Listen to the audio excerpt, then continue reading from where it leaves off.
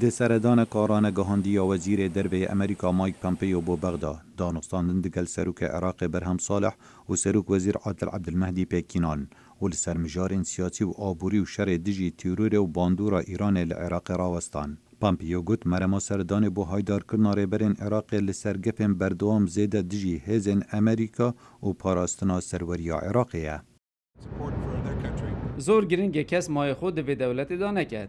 او هرشکرنه به سربرجمندین ولاتکی دی لعراق نجهه قبول کرنه. مال سر چندین مجارندی آخف که دوی کار لسر بیته کرن وکو نهیلان پاشماین داعش که هشتا لعراق چالاکن.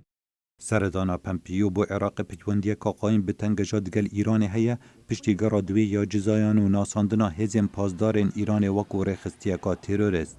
دبر سبب سیاره دا اگر گفن ایران بسر حکومت دا بغدا هبن پامپیو گوت نخیر لیدوی ایران دو جاران هزرا خوب بکت جبری هیرش کرنه لسر برجواندین امریکا لحریمه. سردان من با عراق او پینگاوین وزارت بروانی پیامن منه با ایرانیان گمده خیط روشکی دا ام بروانیش خوب بکن او دوی ایرانی دو جارا هزرا خوب بکن جبر هر رشکی دجی برجواندین امریکا. سروک وزیر عراق عادل عبدالمهدی دو کنفرانس روزنامه وانی هفتیانه دا پشت راست کرد که ولات وی نبشک جهورکیا واشنطن و تهران. عراق بر پرسیار لسر رگیری لهر هرشک دجی حوالن وی ما پیگیری هیا رازی نابین لسر هر هرشک دجی عراقیان و بیانیان یا بالیوزخانه یا هر کمپانیه که ما هر دم یه پشت راست کری عراق نبشک سیستم جزایان یا هفرکین ولاتن دی.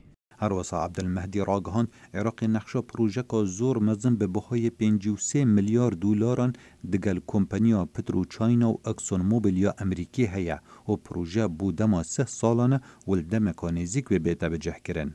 سردانا پامپیو نقشین ریکفتنا پترول به آوایی که به جزاین امریکا دجی ایران و هیا. 2 سال و گرا و کشان امریکا جری کفتنا ناوکی دگل ایران سروک ایران حسن روحانی گفن دوباره دست پیکرنا زاخکرنا یورانیوم لدم 6 روزان دا اگر ولاتن هزدارین جهانی نگهشتن شرط و مرجنی یان ری کفتنا سال 2015. فرانسه و بریتانیا و آلمانیا کانالا که تایبت بو بازرگانیا و گوهاستنا دراوی دگل ایران درست کریه دانه کفته بر جزاین امریکا لی امریکا گمان دخته سر کفتنا نقشه اوروپیان جگرا وزیر خزینه امریکا دبیجت اف سیستم بو اوروپیان زحمت بیتا بجه کرن. اوه زحمت بابو اوروپیان به کردار رابن به تایبت کو او دبیجن اموی لگور بیوان ریگریا برهفکرنا دراوی بو تروریسم کار بکین. بزابین امریکا لحریم پیامک راستا و خوی آراسته ایران دکد و هوشداری ددت دجی هر زیده گاویه که بسر برجواندین امریکا. شیردوان پاراستنان اجتماعی امریکا جان بولتن به دور جشبری سردان پامپیو بو بغدا هنارتنا گشتا فروکه هلگر ابراهام لینکن بو کنداوی راگهاند. بولتن ده بیان نامه که دا گوت امریکا لدیف شرک دگل ایران ناگرد لی آماده برسه و هر هیرشکه بدد.